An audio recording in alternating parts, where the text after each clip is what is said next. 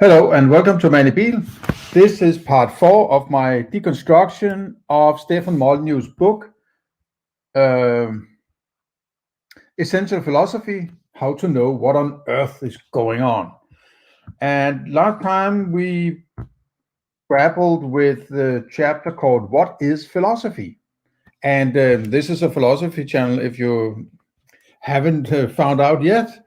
And I try to be as rigid and correctly philosophical as I can, both when I think, but also when I try to present what I think and what I think about other thinkers writing about what they think. There's a conundrum for you.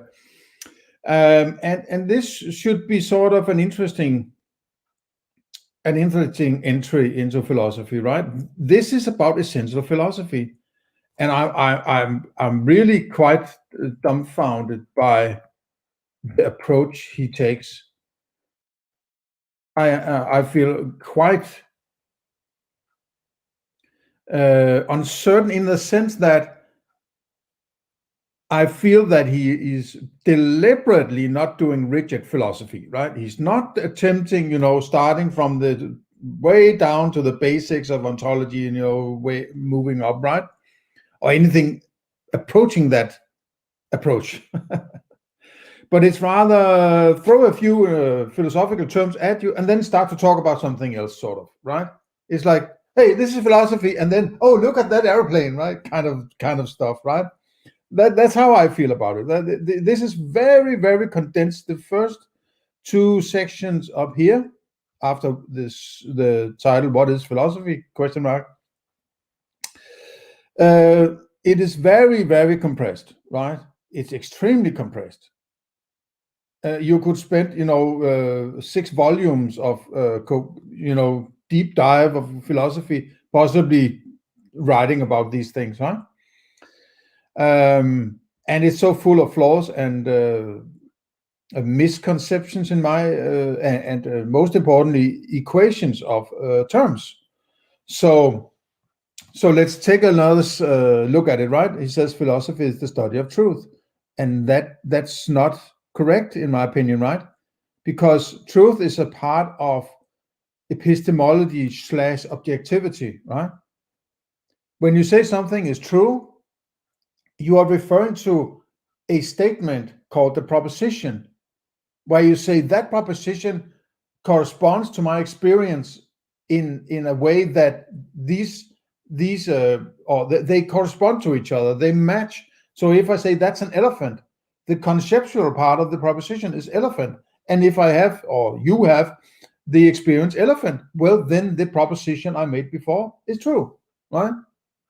And if it's not, if you don't experience elephant, well, it's false.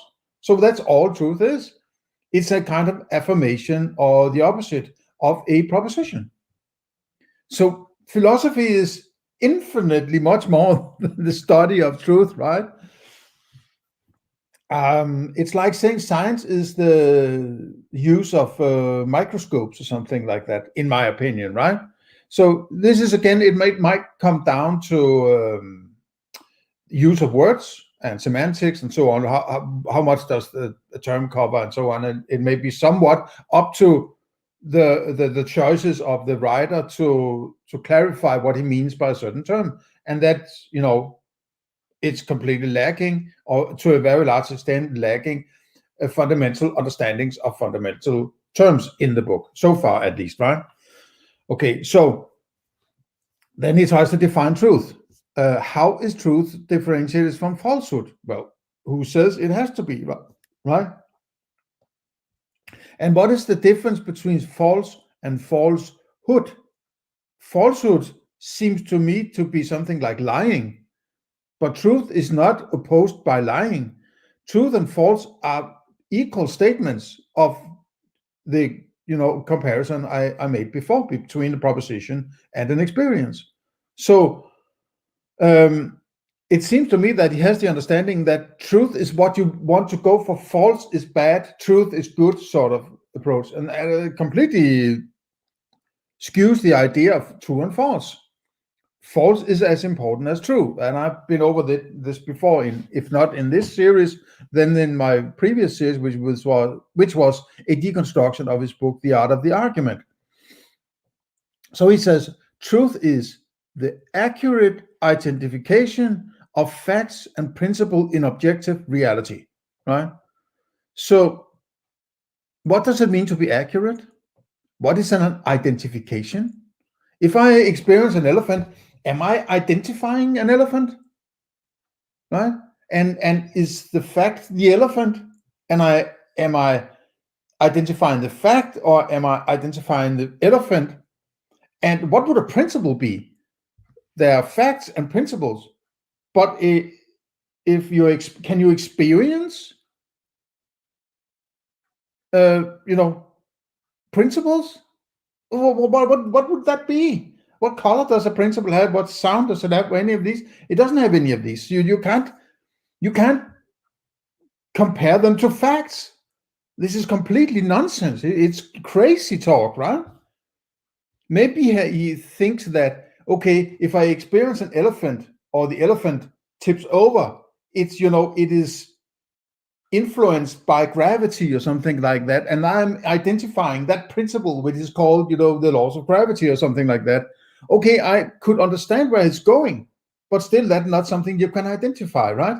That's only something you can, deduce or an abstraction from your experience of these set facts.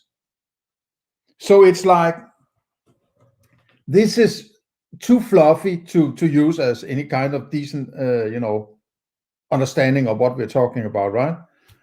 And his apparent lack of understanding that this is too fluffy, and just like, well, I said it, so now it's defined, so sort of without giving it an extra care, right?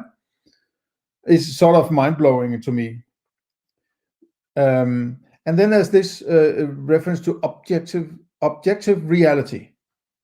First of all, why don't you just say reality? What is objective reality compared to what else, right? Are there more than one reality, or are there different kinds of types of realities? Instead of just saying reality, you're saying objective. Are there sort of subjective reality, or are there a third kind of whatever, right? It's implying something, and then it's not clarified, right? And there's this one over here entitled, we build maps not just of empirical reality. So what's empirical reality compared to objective reality, right? It may make sense in his head, but we are not reading from his head. We are reading the text that he writes on his computer or wherever he made it, right? So it has to be cohesive, right? Because if he's referring to the same thing in his head, if empirical reality and objective reality is the same thing, why is he not calling it the same thing, right? He's begging for problems almost, right? And then these are extremely compressed. Maybe I should take a stab at this one. Our senses are our mind's only reality. Our brain, our consciousness is encased in the bony skull prison. It cannot send our tentacles. No, this is the problem of the external world contra experience and so on, right? It's sort of a step towards the Cartesian demon problem, if you want to call it that, right? Basically metaphysics. But then there's this thing, mind and consciousness and brain. Are they, and the head, the skull and head, is that the same? Brain and mind, consciousness, brain is that which is inside the skull, but consciousness and mind, are they the same thing, or are they different things, or how does it work, right? So it's kind of very, very insufficient to clarify what is meant by philosophy, right? And basically, it doesn't explain what philosophy is, in my opinion, right? It's not that difficult, I would say, right? It's more like, I would take a more sort of thinking approach to philosophy. Philosophy is when you think about how you sort of think in the everyday. So it's a kind of thinking about how you think. if you go about your everyday, you drive your car and you go to buy groceries and all this sort of stuff, right? Those are kind of basic thinkings, or they're sort of more like an autopilot kind of thinking. But when you stop to sort of think, okay, why am I taking the car? And what is a car? What defines a car? If you start to think along those lines, right, then you're starting to philosophize, because you are actually starting to inquire about your habitual thinking, you so to say, right? That's what I would call philosophy. And that would be a more like a soft starting point for a kind of new reader, I would say, right? So that would be my approach. It's not exactly completely, utterly wrong what he writes here, but it's just too many concepts and not concepts, terms or philosophical areas, you could say, that are sort of molded into one ball that it's hard to sort of, what the hell are we talking about, right? I might have an idea what he's talking about, but even if I'm sort of used to these terms, I'm not sure what he thinks. I might have an idea, but because it's so difficult to decipher what he really means, I cannot be sure that whatever idea I have of his thinking is actually what he is thinking. And there should be sort of a kind of they should be identical as far as possible, right? And then these very compressed, there's this compressed bit here and maybe a little here over here, but this is compressed. And then he has a very long listing of when we feel the wind, when it rains, when it is sunny, we cannot breathe underwater, when we run, and when we, ladybugs are cute. Sort of, what? Why are you jumping into that? It's like you're jumping from, kindergarten talk. You're jumping from potential hardcore philosophy to kindergarten talk, sort of, right? It's like it doesn't hang together in my mind. It's so weird in a way. These choices of presentation are sort of, it seems it emanates a kind of lack of understanding how a reader would receive this, right? It sort of points in the direction that he's just sort of brainstorming onto paper and I've written something, right?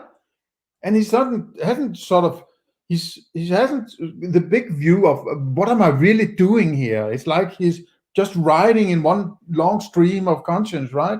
And then not checking whether it makes kind of sense, and is it a broad term, is it a small term, or am I repeating this too many times, or something like that, right? There comes another one over here. The shy kids, the fearful kids, the moral kids, the nerds and the jocks and the pretty kids and the homely kids and so on, right? But why do you need to do that? I don't understand it, right? I don't understand the why he selects to do it this way. So it's just my I find it weird, right? In a discussion, what is philosophy? So he's trying to really find a very low common denominator. He mentions sort of hardcore references, at least, to hardcore philosophy, and then steps out almost immediately and talks about ladybugs instead. So the little people don't fear these, you can't handle the truth, right? Sort of mentality. Okay, then there was the pursuit of truth. I don't understand what that would be, right? Am I pursuing the truth? Okay, that's a lamp here, right? This is a glass of water. Am I pursuing the truth of the glass of water? Well, if I want some water, I want to find a way to be able to, have the idea of the proposition water, or even a glass of water, maybe, right? But I'm not pursuing it, right? Yes, in the sense that I'm walking to the faucet and you open, taking a glass, and so I'm in a sense but that's not philosophy. I'm not pursuing truth, right? It's just weird. And there's a sort of obscure sentences like this one. Maybe I should take the context just before that. It says, then the young man can no longer be bribed and social norms begin to fall apart. Seldom do a criminal enterprise or a pirate captain face mutiny when the gold is flowing in. Cold fingers close on hills when victim ships are scarce. Okay, so it's pirate ship or ships you can pirate. Cold fingers close on hills when, I mean, this kind of obscure sort of it's like, you know, he's writing a Gothic novel or something like that. This is not philosophically rigid. He's doing everything he can to make sentences like this that feels good in his mouth or something like that. And then he doesn't bother to check whether or not he's using two different terms for reality, which is, for instance, empirical reality and objective reality, right? And that's not important. But creating these fancy sentences like cold fingers close on hills when victim ships are scarce, right? Oh. Okay, so the next chapter will be philosophy and conformity. When we are children, rules continually come flying at us like a swarm of locusts, seemingly without end. We do not need philosophy in order to conform to the expectations of others, particularly if they hold power over us. That comes naturally. If virtue is obedience, our path to goodness is simple. Find the authority figure with the most power to harm or reward us, and then merely conform to whatever that authority figure desires. However, this choice rarely manifests so starkly. Authority figures do not like to present themselves as mere agents of physical strength, for the simple reason that they inevitably weaken with age. A parent has an advantage of near infinite size and power over the child, but as the child grows, the parent weakens. If physical size and strength alone determine who wins, the parent who dominates his child later ends up dominated by his adult child. Concepts of gods and virtues were originally summoned to infuse authority figures with credibility over and above mere physical presence. A king is merely a man who can be easily slaughtered in his sleep, as Macbeth showed. However, if the king is infused with the divine right of monarchy and is placed by an all-loving and all-powerful God to rule over a sinful mankind, then opposition to the king is opposition to God. You may kill the king, who can then no longer do you any harm, but God will get the king's revenge by robbing you of sleep and sending you to hell forever. Moral concepts were generally invented or they evolved to hide the aging mortality of merely empirical power relationships. Empirical power relationships. You are not obeying me, says the king. You are obeying God, who placed me to rule over you. Yeah, that's a long, that goes way back to, you know, ancient times, right? You must obey the king because he presents God. But the king himself does not have to obey God because the king prays for instructions from God, and whatever the king does is informed by that mysterious and unverifiable interaction. The chieftain represents the elders, or the world spirits, or the ghosts of champions. Such representation infuses him with an authority that transcends his mere mortal and physical presence. Totalitarianism is a dungeon patrolled by ghosts. However, banish those ghosts and the dungeon breaks wide open. It is impossible to avoid philosophy even if one only wishes to pursue conformity to authority. What constitutes authority? Why and when is authority valid? How should we respond to an authority that contradicts itself or acts against the moral value it imposes on its subjects? We can say that no irrational abstractions can legitimize authority. That authority is merely the power to punish and reward, usually through force. Is this a chapter on philosophy and conformity? Well, maybe it is. it just feels a bit long-winded, like get to the point. It's sort of, I'm sitting waiting for the real thing to happen, right? I don't want all these sort of stories, right? I want you to get to the point, right? Maybe that would make the book only 15 pages long, but I would prefer that actually. We can say to ourselves that we have no respect for our teachers, for example, but we recognize their ability to pass or fail us. We can say to ourselves that we have no respect for tyrannical laws, but we recognize the judge's ability to punish us. This perspective may trigger conformity to rules, but we will not internalize those rules as ideal standards. Ruling us profitably will be impossible since we refuse to rule ourselves, and we are eager to break whatever fake rules we safely can. There is an old saying that morality is whatever we do when no one is watching. This is not a philosophical argument, but it is an interesting observation. Do you respect property rights because it is moral, or do you avoid stealing another's property because you fear jail? In a situation of societal breakdown, such as after a natural disaster, would you loot because you no longer fear jail? When rules are not idealized and internalized, the cost of enforcing them becomes increasingly high, often to the point of unsustainability. If you wish to destroy a society, teach its citizens that rules are mere exercises of power. Oh, yeah. A thief who approaches a house and hears a large dog barking inside will probably choose another house, not because he has a sudden attack of conscience, but because he fears a sudden attack of dog. The fear of consequence of punishment is like a stream pouring down the side of a mountain. If the stream hits a big rock, it will part and the water will fill another way down. If the stream hits a lake or a dam or a reservoir, its progress will stop. This is how the mind of an amoral man is in pursuit of goal works. If he runs into a guard dog or a policeman or an alarm system, he will change his course, but he won't give up his goal.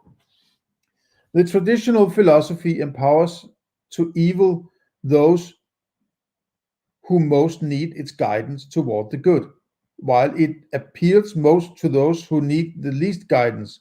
If you care about being good, you will listen to morality, but you also already possess the essential virtue of empathy, so you will not likely be good anyway. If you don't possess empathy, you can easily use traditional philosophy to manipulate those who do into serving your needs. Conformity to authority cannot be universalized. However, and universality is the very essence of philosophy. Is it? I don't know. I still struggle with understanding what he means by universality, even if, if it's used as, yes, universal, that in that there are no human beings by nature who is above anyone else in any specific form in order to order them around or something like that. But it's not really a good argument as such, right? It's not, you can't go to somebody and say what your actions is not universal, right? But they perform the action anyway, right? So it doesn't lead me anywhere, I think, right? It's just sort of a technical term that sounds good or something like that. Okay, if I conform to an authority, who does the authority conform to? Of course, some would say the authority conforms to God, or to the wishes of the ancestors, or to the world spirit, or to the will of the people. But even these cannot be universalized and are scarcely objectively measurable. Also, if one man can conform to God and I'm a man, then why can I not just conform to that God? Why do I need a secular authority to order me around? If every man needs another man to obey, then who does the ultimate authority figure obey? Well, nobody, right? It's just bullshit. This is the problem of infinite regression. We can abstract the concept of obedience to say that a citizen obeys something called the law, but the law either represents abstract moral virtues or it is the mere will of the legislature. If the law represents abstract moral virtues, then I am not obeying the law. I am merely conforming to those virtues, which are superior to the law and which render the law invalid if it deviates from the virtues. saying that the law is a mere shadow cast by the perfect statue of virtue severely curtails the will of the ruler. As King George found out during the American Revolution, if the law is thou shalt not steal, then a government that steals or legalizes its own act of theft is acting against morality, and more people would have no innate reason to obey it. In fact, their respect for property rights would instruct them to challenge the law or perhaps even disobey it. If the law represents the mere will of the legislator, then it has no foundational moral content to speak of. It is merely a compulsion used in the pursuit of power. This approach expands the will of the ruler, either in a democracy or in a more authoritarian system, but contradicts his moral legitimacy. It exposes a coercive oligarchical hierarchy as a mere exercise of power. Do it because I have more guns than you, which turns the enforcement of legality into a dangerous game of whack-a-mole, since citizens feel no universal moral obligation to obey the law. Thus, they get away with whatever they can. This in turn triggers the rulers to raise the penalties for disobedience, which increases the cost of enforcement and inflames the cynicism of the population, leading to economic and social collapse. Thus, rulers need morality, but fear morality as well. It is like desperately needing a bodyguard, but being terrified that he will stab you in your sleep. If rulers can cloak their exercise of power in morality, then people will be more likely to obey them. But the innate universality of morality limits the power of the ruler. This tension will exist as long as governments exist, with the same inevitable outcome every time. Yeah, I just watched, just as a side note, I watch a podcast series, but also on YouTube, that is called The Fall of Civilizations, which is a British guy who makes these very comprehensive presentation of all these various kinds of empires that has existed, or civilizations, right, in history. And this time it was the Assyrians, which recently aired, right? And it's just another example of how, rulers, they kill, they destroy, they raise cities, they kill everyone, they go up in flames if anybody, does anything to their family, and they identify with a god, or say the city is also the god, and they have a big temple they live in. It's the same old freaking story over and over and over and over and over again, right? And he's right, Stefan Molyneux, in this case here, I think, right? That you have to grab morality and take control of it, as if you want this kind of ruling, which I don't sympathize with. I think rulers are an incredibly stupid idea, right? It's really a stupid idea, right? And it's, I don't know why it has to go on like this, right? At some point, somebody needs to somehow tell everyone that, wake up, man, right? It's just time after time, right? In the 20th century, 2 world wars, and God knows how many disasters and people starving and getting put into concentration camps and all sorts of. I mean, it's ridiculous what is going on, right? When will fucking people ever learn? It's incredible, right? Okay. There's a long chapter here on philosophy and reality. I think we will take a stab at that. Okay, let's see. Truth describes verifiable and objective principles and experiences. Okay, if I say that I had a headache last summer while camping alone, there is no way to verify my statement. But you can, I mean, what do you mean by verify then? You just mentioned that you had that experience or that memory. So you have the memory and refer to the memory. So you're kind of verifying your memory, aren't you? Your statement, no, but why do I have to verify your statement? Just because I can't verify your statement. You have that experience. You have that memory. So what are you trying to say? If somebody else can't verify your statement, then it doesn't count your memory of last summer. It may be a very important memory, maybe. I mean, you would know that, right? Or you will have an idea about that. Okay, but if I say that the sun is 8.3 light minutes away from the Earth, no, but it's 8.31012398, right? It's not precise, right? So you can't know that, right? There are ways to verify my statement. Well, it's not precise. Okay, subjective experiences do not fall in the realm of philosophy any more than nightly dreams fall in the realm of physics. Saying that something feels true makes about as much sense as saying that imagination proves scientific hypotheses. The conflation of subjective experience with objective truth in one of the great curses of human history. Okay, then I think I'll mark them. There are others who have highlighted this one, apparently. If I speak a truth that others find inconvenient or offensive, they imagine that their emotions somehow rebut the facts. The idea that being upset trumps examining objective facts is an example of just how far we have drifted from the tough-minded and empirical philosophy that founded our civilization. Well, I am going to be very, very strict with this approach to empirical philosophy, right? He's so focused on this empirical, and he violates this time and time again, right? So we are going to be very focused on this empiricism. I am. I can't speak for you, sorry. In order to value truth, we must first establish the existence of an objective reality. But, oh my God.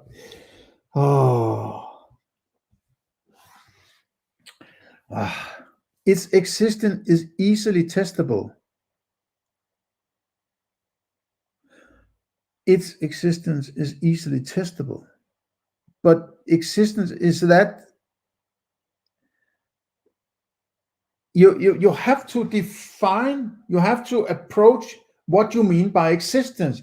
You can't just refer to something if it's essential philosophy from the ground up kind of thing, right? And existence, well, if it exists, you don't need to test it, right? If you can just say existence without explaining what you mean, you apparently have the idea that I already understand what existence is. And if there's existence, why do I need to test it, right? That seems stupid, right? If I already know, if I already have that existence without you having to explain what you mean, then why do I need to test it? Well, it's just weird. For instance, if I have two realms of experience, one in which impossible things happen and another in which impossible things do not happen. Well, if you have two realms, do you have two realms? Well, what do you mean? What are these realms?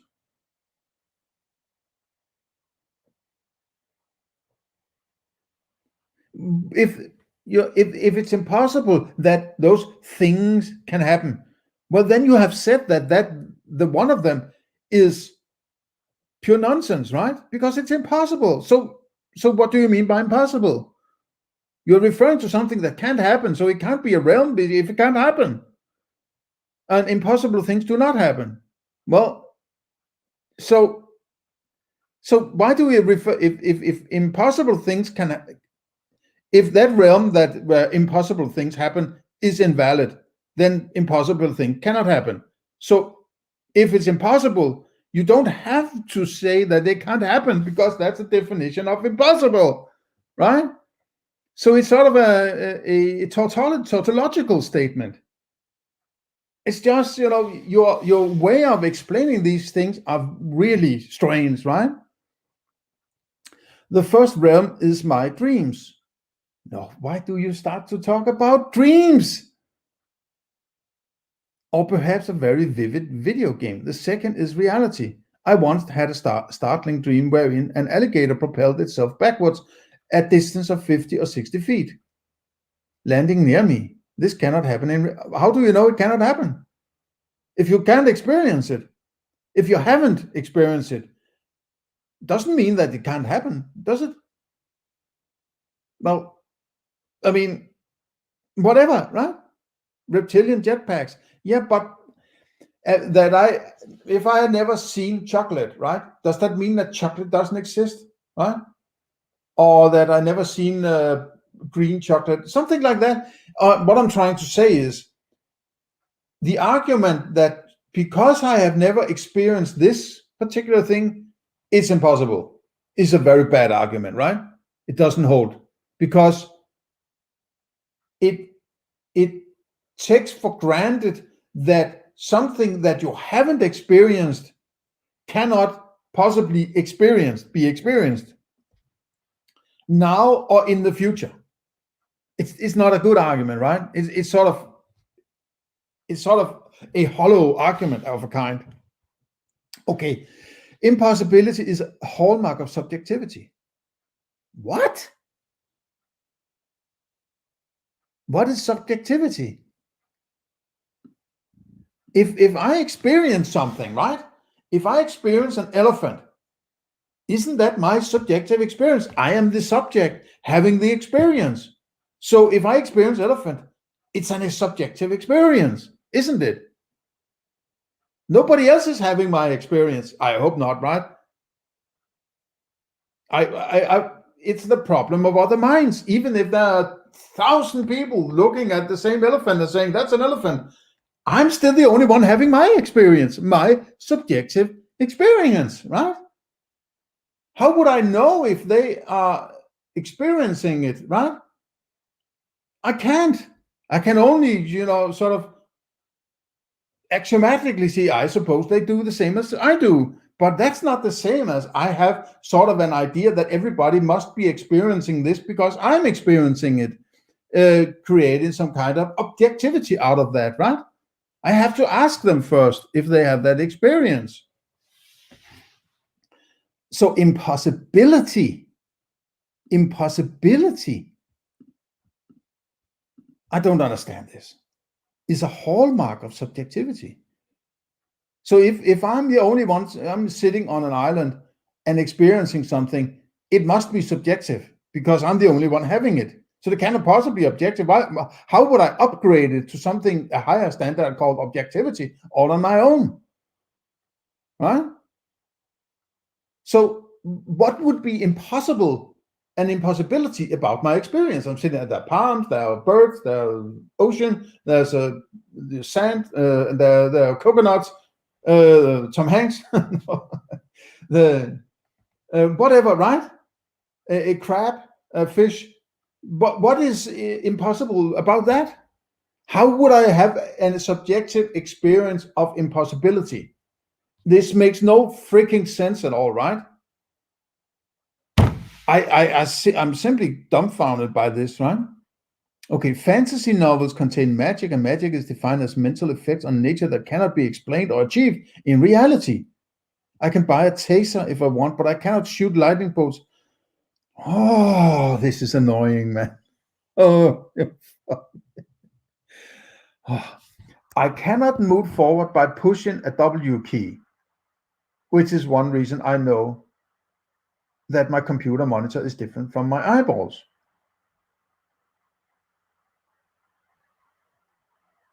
Where are you going with this? I mean, I can't follow. It's like you're brainstorming your way through this, right? Are you not thinking about the person who's reading this, that they have to follow you somehow, right? I'm completely lost, right? Impossibility is at least partly defined as objects or processes with self-contradictory definitions.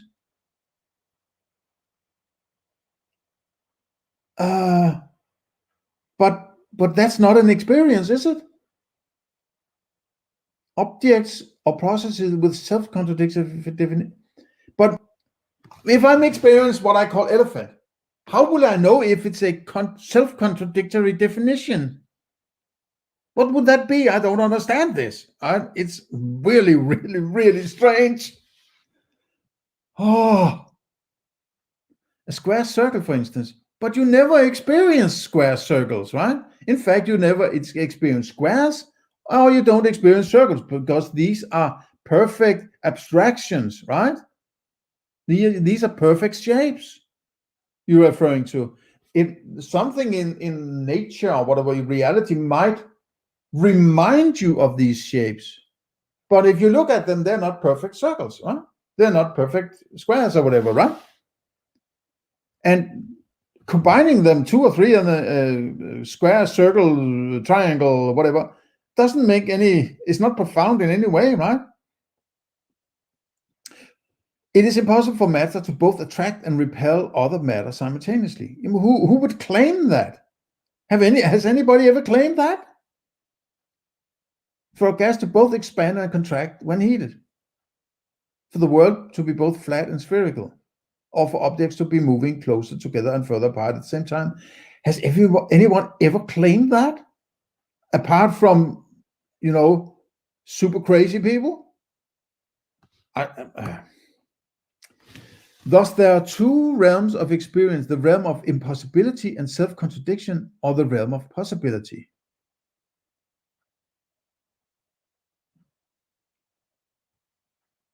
Two realms of experience?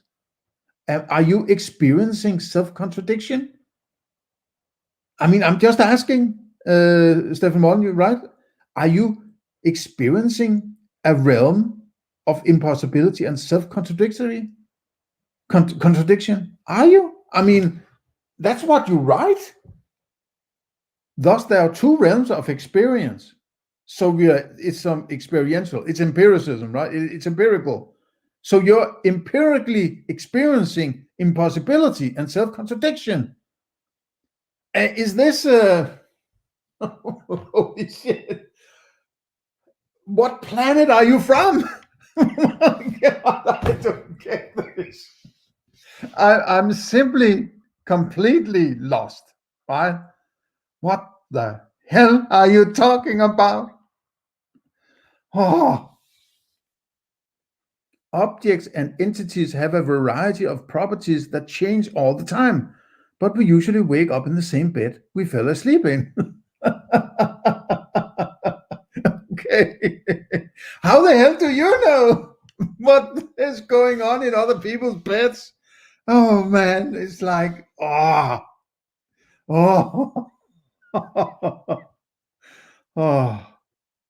If I'm curious, I can hook up a video camera to record myself sleeping and then compare my subjective experience of dreaming to my objective experience of lying in a bed.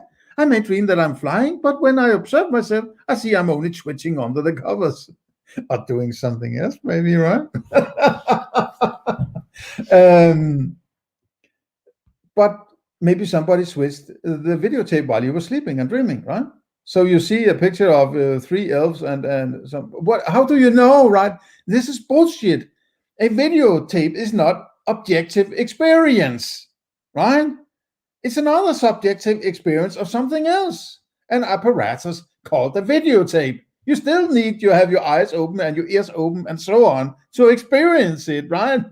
No matter how many, equipment you put in front of yourself, it doesn't change anything about your experience. It's still subjective. It's like, what? No. It's subjective until I put this machine into the reality that I have made from my subjective understanding of the world, and then it becomes objective because the machine. Oh my God. Oh. There is also an intermediate realm, which can be confusing for some. Okay. Now 2 realms. Oh my God. I was happy there was only 2 realms. Now there's a 3rd realm. Oh my God. No. Is there a 4th and a 5th realm? 2 realms. The impossible realm, and he's experiencing an impossible realm. Does he even read what he's writing? And does he, I mean, he cannot possibly mean this, right? It must be some kind of typo, or his words doesn't match up with his thinking. Otherwise, he's pretty much crazy, right? I mean, what the hell is he writing? Oh, There's also an intermediate realm, which can be confusing. No wonder, but which is easy to explain philosophically, and that is a realm of manipulation. Oh, the realm of manipulation. Oh, okay. Is that also experiential? Is that something I can experience, or where is it? Is it a realm? A realm is some part of reality, or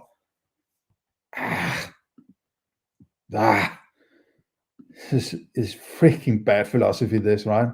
Holy moly, man. Let's say your friend Bob is lying on the couch and he really wants a peach from a tree in the garden. Bob can ask you to go pick one for him, and perhaps you will. Or Bob can beg, wheedle, bribe, cajole, bully, or manipulate you into. Why do you need to say beg, wheedle, bribe, cajole, bully, or manipulate?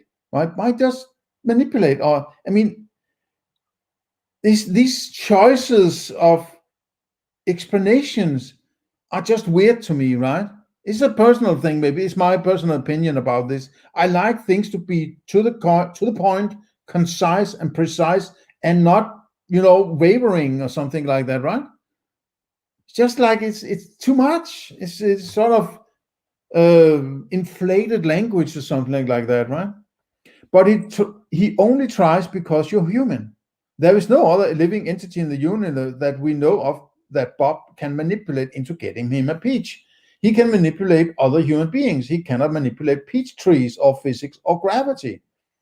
If I have to jump from a high wall, I can beg you to catch me. I cannot rationally beg gravity to suspend itself. You can beg, but it probably won't work, right? Even for an instant. If I'm lying in a sunny hammock, I can ask you to get me sunscreen. I cannot ask the sun to refrain from burning me, or if I do, the sun will not obey. If you have a job or hobby that involves manipulating and controlling people, then you spend a lot of time in a fairly subjective frame of mind. Please understand, I am not saying that manipulating and controlling people is innately bad. It can have very positive outcomes, such as your doctor scaring you into losing weight and exercising, or a salesman helping you overcome your fearful resistance to a beneficial purchase. Now that wasn't a part of your art of the argument, wasn't it? Yeah. There's the art of the argument, and you have to stick to rational, empirical certainty, all that, right? And now it's fine manipulating if you have a good cause, right? So now you're using manipulation as argument. That wasn't exactly a part of art of the argument, was it? Not as far as I remember.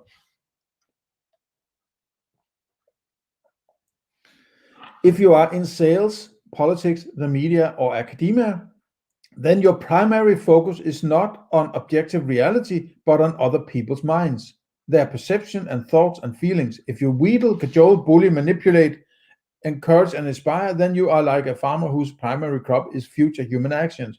Of course, the hope is that you bring objective principles to people's subjective experience with the goal of helping them make rational decisions. But often, of course, this is scarcely the case.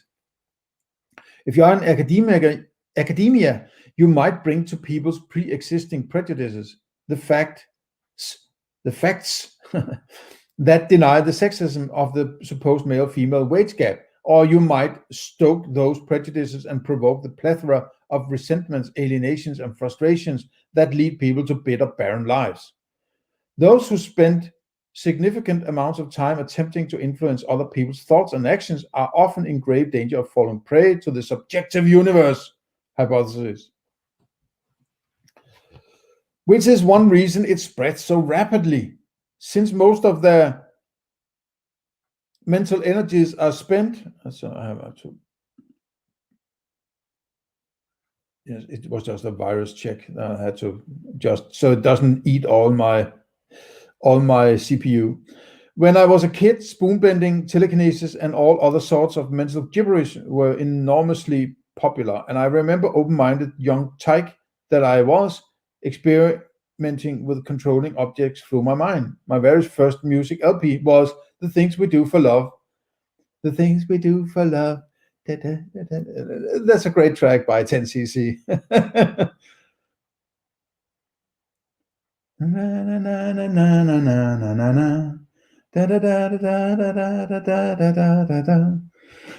in the day, you had to put a needle on the record to play it. Oh yeah, back in the day, those were the days. And when the song was over, the needle would just keep clicking against the label. No, not against the label. Not, hopefully not against the label. I clearly remember about the age of 11 lying on my bed, listening to the music playing in another room and working my mind feverishly to lift the needle and put it back in its holder. I tried a number of other approaches to this hypothesis that telekinesis could work, all of which failed completely. Another time, my mother took me to spoon bending class where I was supposed to be taught how to bend spoons with my mind. This turned out to be mere mental manipulation combined with continually rubbing the metal of the spoon to make it softer. You then imagine yourself easily twisting the spoon. By the time you actually twisted it, the metal was softer, and you were mentally psyched up to more easily do it. All right.